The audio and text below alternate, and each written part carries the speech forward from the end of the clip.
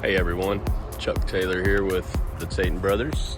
We're out at 8003 Galton Street here in North Austin, 78757. We have actually done a remodel in this neighborhood and a condo regime. So with that being said, I don't think you're gonna have any problems or deed restrictions on this one, and you should be able to build 2 units, a primary and a secondary. You have a 9,900 square foot lot, 9931, and you have 73 square foot of frontage. A couple things to note is you have this large, what looks to be a sycamore here in the setback, and you also back up to commercial. Other than that, everything looks pretty clean.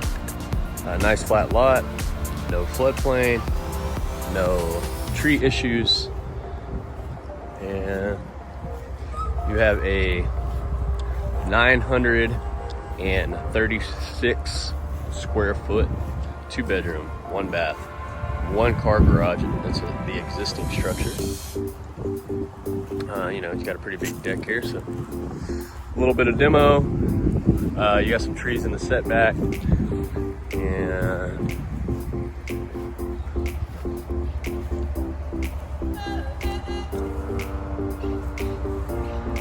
estimating ARV to be 1.1 million.